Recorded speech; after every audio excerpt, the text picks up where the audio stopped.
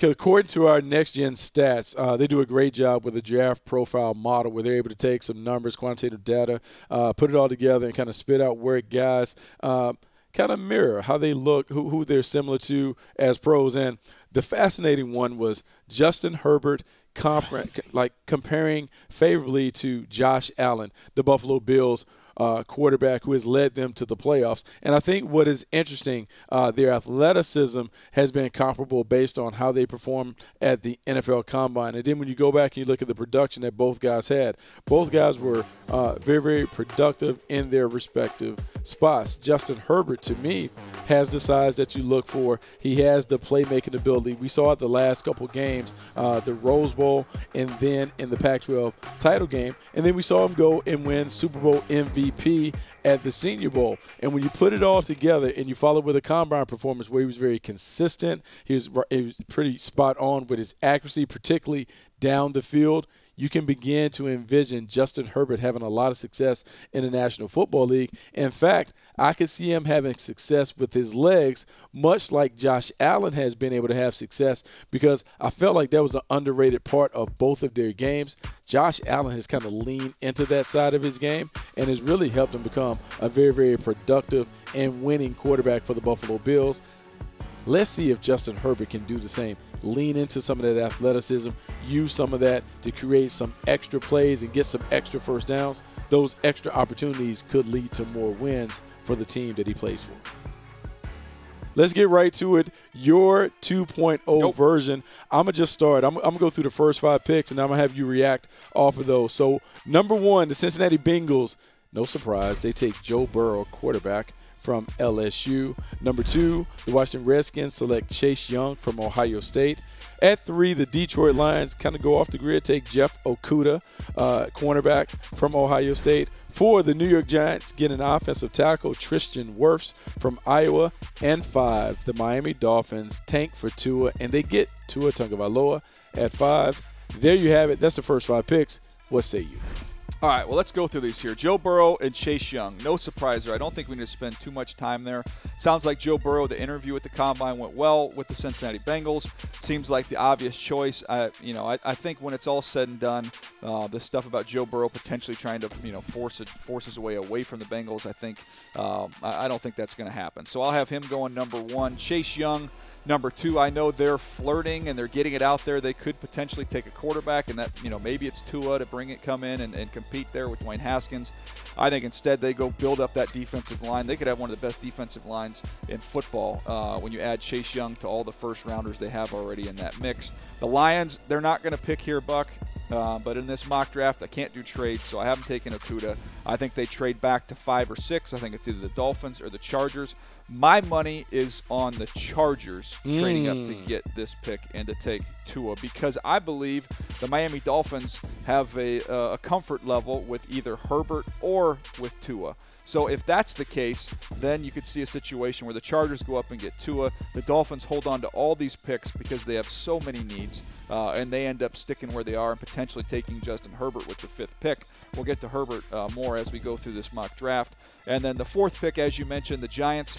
I know Isaiah Simmons would be tempting, but with Daniel Jones, you've got to protect him. You're picking up high. It fits perfectly in Dave Gettleman's wheelhouse, and there's big-time tackles to choose from. I just thought Tristan Wirfs, not only you hear some buzz or talking to folks around the league that could be Gettleman's guy. He loves Wirfs, but I also connect the dots of what's the most conservative choice? It's probably the guy that comes from an offensive line factory. Then Kirk Ferentz has been coaching him, who's an offensive line guru. To me, it's like Dave Gettleman parking that thing right in the middle of the fairway, and that's why I have Tristan Wirfs going 4 before I have Tua in this mock draft going 5 to the Dolphins. Look, there's nothing wrong with that. I don't think there are any major surprises.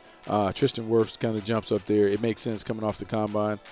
Most athleticism that we've seen, he kind of fits the profile. So I'm good to go with that. Let's start with 6 through 10. LA Chargers, MEKHI BECTON, Louisville, offensive tackle. At 7, that's the Carolina Panthers taking Isaiah Simmons to be a do-it-all playmaker. At 8, the Arizona Cardinals settle in for Jedrick Wills, offensive tackle from Alabama. At 9, the Jacksonville Jaguars, Derek Brown from Auburn. And 10, Cleveland takes Andrew Thomas, offensive tackle from Georgia. All right, so let's go through these here. The big one, the Chargers at 6. I think everybody's just kind of assumed that Herbert would go to the Chargers. I'm not convinced of that. I get a sense it'd probably be more likely to move up and try and get Tua. If they can't get Tua, I wouldn't be shocked at all if they just went and solved the tackle need right here and go get MEKHI BECTON to be that anchor on the left side. Talk about with Tyrod Taylor, wanting to be able to move around, make some plays, run the ball effectively. That's somebody that helps you get all that accomplished there in MEKHI BECTON. Carolina Panthers, we've talked to Matt Rule. How much has he talked about length and speed on defense? Well, you don't get more athletic than a guy like Isaiah Simmons. You lose Luke Kuechly. Find a playmaker there at the second level. The Cardinals, they can't run that Cliff Kingsbury offense the way it's meant to be run unless they can get more guys out into the route. You can't get more guys out into the route unless you address the offensive line. So you re-sign DJ Humphries. He goes to he's on the left side. Jedrick Wills comes in. He's been on the right side at Alabama. You've got two bookends, young guys you can build around. The Jags, getting a little bit long in the tooth up front. Need some impact players there. Derek Brown, I think, is a steal at this point in time. And then the Cleveland Browns, again, we see all these tackles run off the board. Andrew Thomas to them, although there is a lot of buzz building that they could potentially be a Jack Conklin team in free agency, which would shake this whole thing up. Yeah, it absolutely would shake the entire thing up. The Cleveland Browns certainly have to get better with offensive tackle. I think the big thing that we've started to see right now, we've had 4 offensive tackles go in the top 10. We've talked about it on previous podcasts, how that position is really shaping up to be one of the strong parts of the draft. I think your mock draft certainly reflects it. Let's go to 11 through 15. The New York Jets take C.J. Henderson, cornerback from Florida. The Las Vegas Raiders, Jerry Jeudy, wide receiver from Alabama. 13, the Indianapolis Colts get their quarterback of the future, Jordan Love from Utah State. 14, the Tampa Bay Buccaneers, Kayvon Chasen, edge rusher from LSU. And 15, the Denver Broncos take Kenneth Murray, linebacker from Oklahoma. All right, let's start with the Jets fans who are furious right now. We need an offensive tackle. Well, you just mentioned it, Buck. The top 4 are gone. So you probably have to reach a little bit if you're going to take a tackle here. Whereas you look at the other needs of this ball club, I have higher grades on Jerry Jeudy and CeeDee Lamb and Henry Ruggs, those wideouts. I could endorse them taking a wide receiver. I just think when you look at supply and demand, C.J. Henderson is clearly the second cornerback in this draft, in my opinion. And I think there's a drop-off after C.J. Henderson. It's a major need for Greg Williams in this defense to get better play at corner. So you get the corner now, knowing you can circle back. You want a wide receiver, offensive line. I think you've got some other possibilities there in rounds 2 and 3 to get good players there. I think the corner position, I just think I could see them. Ideally, in this scenario, Buck, you try and trade back. Hopefully somebody's trying to get ahead of the Raiders to get one of these top receivers. You trade back and get a C.J. Henderson, but that's why I had them going at that position. The Raiders, all signs to me point to them using one of their first 2 picks on a big-time wideout. They get their choice here. They take Jerry Jeudy. Jordan Love to the Colts. Why Love over Herbert? In this scenario, I'm thinking, okay, you go out and you get Phillip Rivers, who's going to be your guy for the next 2 years. Justin Herbert's more of a ready-to-play-right-now guy, whereas Jordan Love, you could really develop him over the next 2 years, and it could really pay off as he sits under a veteran quarterback. Tampa, we know about Shaq Barrett. What's going to happen with him? Is he going to be franchised? Either way, long-term wise, they need to continue to add some edge rush, some youth to that edge rush group. That's why I have them going there. And then Kenneth Murray to the Broncos. A lot of speed, a lot of athleticism at linebacker. Receiver is also in need there, Buck, but I think they go linebacker here and circle back for receiver because of the depth. No, there's nothing wrong with them upgrading that defense. Vic Fangio wants to get the defense right. They made the trade with Jacksonville for A.J. Bouye to put him at corner. There's rumblings about them maybe making a big player for Byron Jones. So we'll see. Definitely want to upgrade that defense. They know that to win that division, you have to be able to stop some of these top offenses that we're seeing, particularly the Kansas City Chiefs. They need more personnel on that side of the ball. Let's go 16 through 20. The Atlanta Falcons, Javon Kinlaw, South Carolina defensive tackle. The Dallas Cowboys, CeeDee Lamb, wide receiver from Oklahoma. Miami Dolphins, Henry Ruggs III, wide receiver, Alabama. Las Vegas Raiders, A.J. Terrell, cornerback, comes off the board at 19. He comes from Clemson. And 20, the Jacksonville Jaguars, Patrick Queen, LSU. All right, so let's roll through these here.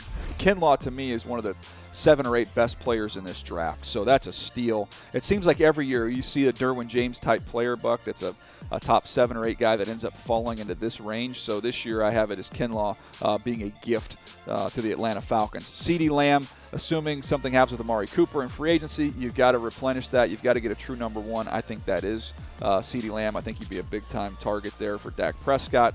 Henry Ruggs to the Dolphins. Again, highest rated player available at this point in time.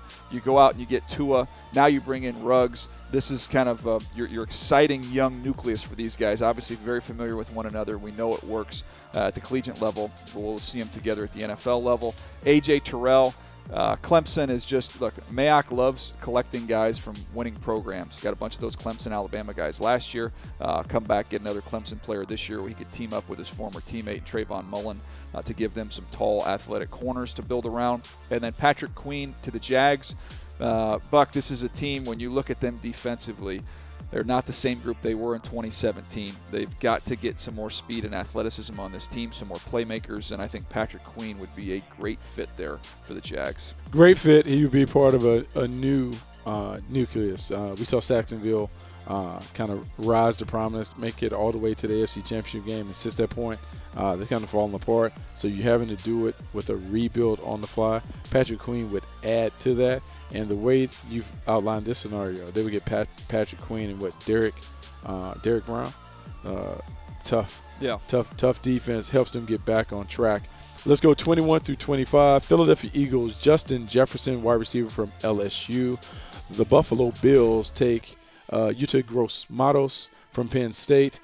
23, New England Patriots, Justin Herbert, quarterback from Oregon. I like that. New Orleans Saints, Brandon Aiyuk from Arizona State. 25, the Minnesota Vikings, Christian Fulton, cornerback from LSU. All right, so let's go through these one at a time here. Justin Jefferson, the Eagles, we talked about them wanting to get faster. Justin Jefferson running in the 4.43s is huge because he's a big-time player. You use him in the slot, catches everything. He's just very natural, very instinctive. He's got a great feel for the game. I think he'd be a great fit there with Carson Wentz. They go him at 21. GROSS-MATOS to the Bills, trying to get some more edge rush. It's a great defense right now. You look at what the pieces they have in the secondary. You look at that linebacker position. But Buck getting a big-time young edge rusher you can work with and grow with would really take Sean McDermott's group to the next level. And now spend a little time on this one because I think this one created kind of the most buzz. And I want to also reiterate, during this time of year, everything's going to change with free agency. This thing's all going to get shook up. But I had Justin Herbert going to the New England Patriots, and I even wrote it in my write-up here. It's very doubtful Herbert's going to fall this far down the board. But if he starts to slide a little bit, I could see a team like the Patriots being a team to target him to move up. So how the heck does he end up falling? Well, let's go back through where we were at the top of the draft. If the Chargers are not a Herbert team, which I don't know that they are. So if they're not a Herbert team and he gets by the Chargers, then I think it starts to get interesting because I don't think – it sounds like the Carolina Panthers, they're going to roll with Cam for the time being, so we're assuming they're not taking one. Joe Burrow would have been the exception because of the Joe Brady connection. He's going to be long gone. So if we assume they're out of it, the Cardinals not taking a quarterback. The Jags, I don't believe, are taking a quarterback. They really like Minshew. You look at the Browns and the Jets with young quarterbacks, not taking them. The Raiders would be kind of an interesting one. They've got 2 picks at 12 and 19. I'm just not sure that's a great fit with them. When you look at Herbert with John Gruden, I don't see that as a match. So then the next one is you get to 13. I'll outline the scenario where you had Phillip Rivers going to the Colts, and that's why they end up going Jordan Love to kind of develop with the upside there over Herbert. 14. Everything I've been told, and I know you've heard a lot of the similar things, is that the Bucs really like Jacob Eason. So that, to me, it's either Eason there, which is too early for me. I would imagine more they kind of wait until round 2 potentially to go get one. So then now, once this happens, you're out of the quarterback group here because you get to 15 with Drew Lock in Denver not taking one. Matt Ryan, I don't think they're taking 1 and 1. Dak Prescott, 17, no.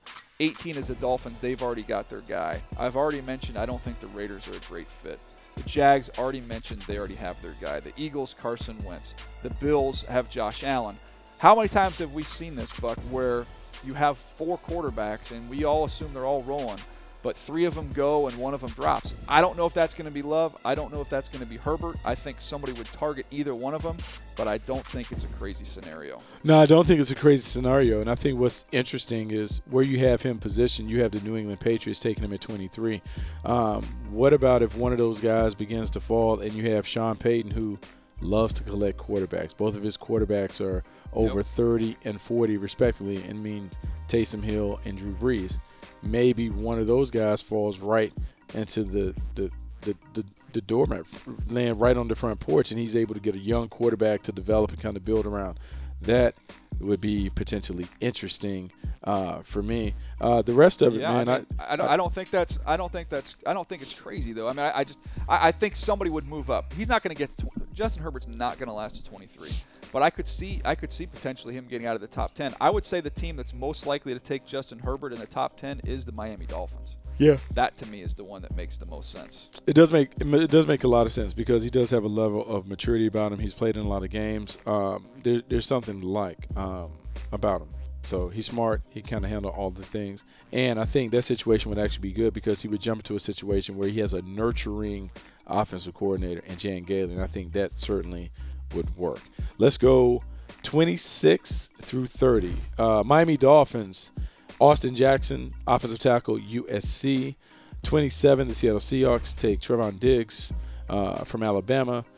Baltimore Ravens at 28, DeAndre Swift, running back from Georgia. 29, the Tennessee Titans take Joshua Jones, offensive tackle from Houston. 30, the Green Bay Packers, find their guy, DENZEL MIMS, wide receiver from Baylor. All right, so let's go through these here. It's kind of interesting when you go and putting these mock drafts together, coming up with different scenarios. But when you look at where we are here with the 26th pick, and I should mention, I don't want to shortchange the Saints with Brandon Aiyuk. I forgot to talk about them. He gives them a playmaker they can use opposite of Mike Thomas. Christian Fulton going to the Vikings. They need to address the secondary position. He ran much better than we thought, so I think he's got a chance to go round 1. We get to the Miami Dolphins. They can't leave the first round without addressing the offensive line. Austin Jackson, to me, only 20 years old. Big-time upside, can be a big-time left tackle. I like that move. You're a little bit lopsided with your 3 picks all being on the offensive side of the ball. But guess what? They got a bunch more picks in this draft, and they got a bunch more picks in the next one to go fix that defense. Diggs is a long, athletic corner with great ball skills. He's perfect for the Pete Carroll scheme. That's why I have him going there to the Seahawks. This is the one that created a little bit of a stir. The Baltimore Ravens, I had them taking DeAndre Swift, and some Raven fans have lost their minds over this one. Let me explain this here, Buck. I've worked there for 4 years, so I know all the people in that building, and I know how they think, and I know what they value. And they are a best player available team. They don't get caught up in need. You know, everybody's, they don't need this, they don't need that. Well, you know what? They didn't need a tight end. They had Shannon Sharp, and they drafted Todd Heap. They didn't need a tackle. They had 2 of them, and they drafted Jonathan Ogden. They didn't need a pass rusher because Terrell Suggs wouldn't even start his rookie year because they had Bulware, and they had, I think it was McCrary at the time. So you have 2 edge rushers. They draft him. He doesn't start. He's still rookie there. This is what they've always done. You take the best available player. Now let's factor in the point that who runs the football more than the Baltimore Ravens? That's why you put a premium on those guys. Like, you put a premium on collecting as many, whatever. And DeAndre Swift is a little different. Mark Ingram's 30 years old. I mean, he was great. I love Mark Ingram. He's 30 years old. This is a big time back that you're going to pair up with Lamar Jackson, and you run the ball more than anybody. You run the ball more than anybody. He's explosive. He's dynamic. I actually like the pick with Swift going there. I know people go crazy because like, we can get a running back anytime. But man, imagine what that offense can look like if you get a high end player to do that. And so, you're talking about being able to eventually take some of the load off of Lamar Jackson when it comes to running. We don't want him running to this level his entire career. At some point, we want to be able to dial it back. So adding a high-end running back, a running back with significant talent and big play potential, I'm okay with that. And then those last 2 that you mentioned there, Josh Jones going to the Tennessee Titans. Sounds like they're probably going to lose Jack Conklin in free agency, so you have a need there. They fill it with Josh Jones. And then Denzel Mims going to the Green Bay Packers, a team that needs a playmaker. Denzel Mims has aced the offseason. Really productive there at Baylor. Then dominant at the Senior Bowl. Dominant performance at the Combine. Good interviews. Big-time speed, athleticism. Contested catches. He to me is in the mix as a first-round player. That's why I have him going 30 there to the Green Bay Packers. Yeah, look, he certainly is in the mix. He has helped himself more than any other wide receiver that I can think of in the off-season run-up to the Combine and the draft. I would say he and Justin Jefferson are the two. Mims kind of fits the bill. Big, athletic, has speed, some catch-and-run ability. He's been terrific. So let's go. The last two. 31, San Francisco 49ers, Xavier McKinney. And 32, the Kansas City Chiefs take Ross-Blacklock, defensive tackle from TCU. With the 49ers, I even wrote it in the description here on NFL.com. Don't worry about it. They won't be picking here. The 49ers are going to trade out. They don't have a second, third, or fourth-round pick. It doesn't make a lot of sense for them to pick here when they have some other areas they can address in this football team. It's a classic spot for them to be able to trade back, still get a quality player. However, Xavier McKinney, best player available. They have a need at safety. It'd be a home run pick if they were to stick and pick. I just don't think they'll end up sticking. I think they'll end up getting out of there.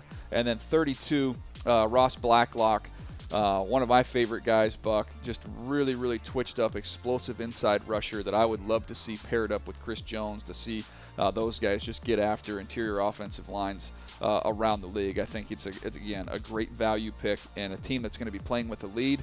As many pass rushers as you can find, go get them, and that's where you get Ross-Blacklock. Yeah, no, look, I love both of them. Xavier McKinney would give them something they don't have. You give them a kind of a big-time difference maker at safety, especially when you think about who they could be losing in free agency. And then Blacklock, just another piece to the puzzle. They're always going to be playing from in front, so you have to be able to have enough weapons in the pass rush department to be able to get after the quarterback. Nothing wrong with that at Kansas City. You're down at the bottom of the first round, man. You take the best player available, and if it happens to fit a need, it works. Buck, it's always it's a healthy exercise, man. I think it's fun when you go through and play around with it. And as you kind of go through this, how many times have we said, oh, this guy's a top 15 pick, this guy's a lock to go top 10? And then when you start putting all these names in with teams, you start realizing, well, they can't all go in the top 10. They can't all go in the first round. And a draft as deep as this one, we're going to see some good players outside of round one. Yeah, I think a couple of things that kind of stand out when we go back and we look at the mock draft in your latest version. The fact that we've talked about the impressive offensive tackle class. I think that shows up in the mock draft. Also, trying to figure out what to do with the quarterbacks and will someone kind of be left out? Well, we saw that scenario kind of play out in 2.0. And then at the end of the draft, when you're a team that's you're kind of devoid of picks in later rounds, what do you do? How do you manage those situations? All of those things kind of play out in mock draft 2.0, but they're also the scenarios that you and I would talk about when we're in meeting rooms. How do you handle these exercises? We want to be prepared for if this situation happens on draft day. This is our exercise to kind of go through some of those draft day scenarios. Yeah, it's fun exercise to go through, no doubt. And trades are going to change this whole thing. Free agency is going to have a major impact on what happens here. One of the players I had going in the first round was Brandon Aiyuk, who we had going to the New Orleans Saints, who would be just a great fit there in that offense with Sean Payton. He's a phenomenal player, and we had a chance to visit with him down there at the Reese's Senior Bowl and talk to him. And you'll see after you listen to this conversation why we were such big fans of the ASU wideout. Now it's time for Road to Vegas, presented by Caesars Entertainment, an official host of the 2020 NFL Draft. All right, Buck, excited to be joined by really one of my favorite players in this year's draft class. I feel like I've been talking about Brandon for quite some time this year. And Brandon, I want to, before I ask you a question here, I had to write my top 50 up, right? So you're in there, in a good spot. Okay. But I just wrote your summary last night. So I'm gonna give you my scouting report on you. You tell me where I'm right, where I'm wrong, what we need to do, okay? All right, here we go. Brandon, start off, one of my favorite players in the draft class. Solid muscular frame, plays an aggressive brand of football.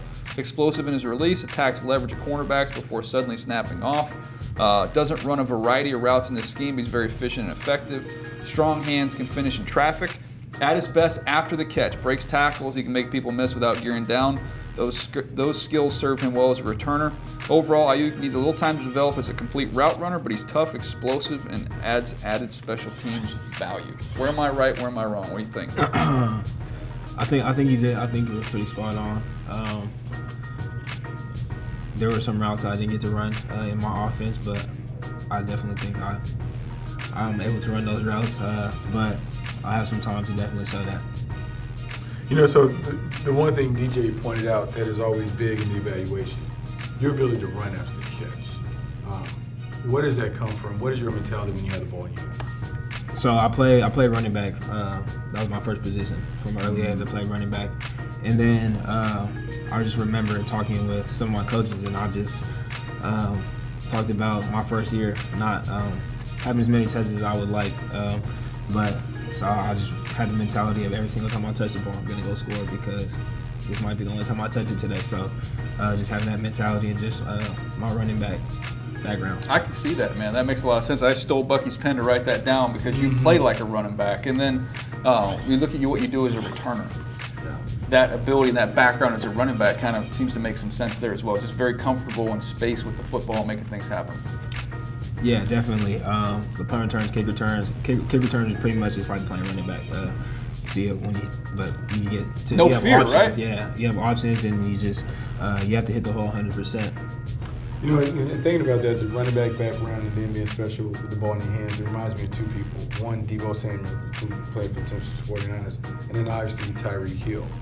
When you watch those guys play on Sunday, is there anything about what they do that you taken out of your game? So Deebo, I was just like watching him. Just they give him the ball, and they give him any type of way they can give him the ball. And every time he touches the ball, he makes good things happen. Just exciting to watch him play. And then Tyreek Hill, just a burner. What do you say to teams? I know you're getting this question this week. Obviously, N'Keal Harry there the year before gobbled up a lot of that production in that offense. Your numbers go through the roof this year. Why didn't they make more of an emphasis of getting you involved? We see what you can do now. Why didn't they do a better job of getting you more involved last year? N'Keal, great player. Learned a lot of things for him, but ever since he stepped on campus, he was kind of just that first round pick guy. So I can understand where it came from. We just want to make sure we get this guy the ball, and I was just a junior college transfer that hadn't done anything yet. So we talk about it all the time what we could have been if we had each other. We were playing at the same time, but that was just the way things happened to be. Were you frustrated though? Like, I mean, we see your ability and your tools. I mean, you've got first round talent. Going through that season coming off of junior college and not being kind of that featured guy, had to be frustrating for you? It was frustrating at times, but just having good people around me, teaching me and telling me or how to go about every day. I went through the same situation in junior college. I went into a junior college that had two guys that already had Division I offers, so I kind of sat behind one of them for some time. And then I was able, when they were left, I had my opportunity to sign my sophomore year. So it's kind of frustrating just because I know how important it is to have that 1 year leading up to your big year. So I wish I would have had the big year leading up to my senior year, but there was a reason for everything, and I wouldn't change anything. It happened for a reason. You know, and talk about things happening for a reason. Pro program run by Herm Edwards. He talked about everything that you guys do is like NFL style practice, the way you go about your business. Yeah. How is that going to prepare you to have success at the next level? Every single day at practice. I know at some programs talking about the NFL is kind of like a solid subject, but at Arizona State we talk about it every single day. You can't come out to practice and not want to practice today, or a coach will be yelling from the other field. If you do that next year, you won't have a job anymore. If you don't run every route good, a line coach will be yelling at you like, "What are you doing?" Like, everything has to be spot on. Everything has to be perfect, and then we just install that mentality of wanting to compete every single day, because every single day in the NFL is a job interview, and make sure there's going to be a group of guys, a guy in this spot coming trying to take my job, and it's going to be like that every single year. So just knowing that every single day, and just having those conversations and understanding that.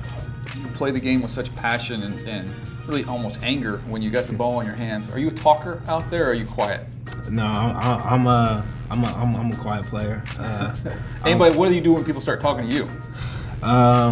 It's just kind of, I understand. I played corner before, so I understand what they're doing. So it really doesn't bother me. I like when you're playing corner, it's kind of like you like to talk just because it kind of gets you in that mode. But when you play receiver. I don't play receiver like that. It kind of gets me out of my mode when I get involved in that. And going back and forth with corners. So I just try to let my play speak for itself. And then there's not too much to say when you're getting beat up and down the field. So if there's one area of improvement that you want to make throughout this time up to the draft, what would be the one area that you think you can improve upon? So like I said, come from junior college. I was playing. You just really have to beat the guy in front of you. There was never, you didn't really have to understand coverages. You didn't really have to understand full concept. So I've been working with my people in this pre-draft process and just hammering down on that, and just that's probably my main focus right now. All right, man. Hey, good luck in your recovery. Look forward to seeing you in Indy, man. Thank you. All right, Buck, that was Road to Vegas presented by Caesars Entertainment, an official host of the 2020 NFL Draft. Man, I just like being around Aiyuk. He's got a good energy about him. There's a confidence to him, and somebody I think is just starting to tap into his vast potential. We saw what he did at the Combine. Didn't run a blistering 40, but had a phenomenal field workout, Buck. And I think that's what we ultimately have to judge most players off of. Judge them off the tape. Judge them off what you've seen them do playing the game. Don't get so caught up in the Combine stuff. It's just supposed to be a checkpoint. It's not supposed to be everything. Go back, watch the tape. The tape reveals the player's DNA. Make sure you stick with that. When I look at Aiyuk, his DNA says that he is a big-time playmaker, a guy that is a catch-and-run specialist. He's tough. He's physical, does a great job with the ball in his hands. We saw the impact that Deebo Samuel made for the San Francisco 49ers. There's no reason to believe that Brandon Aiyuk won't make a similar impact for whatever team he's lucky to land with.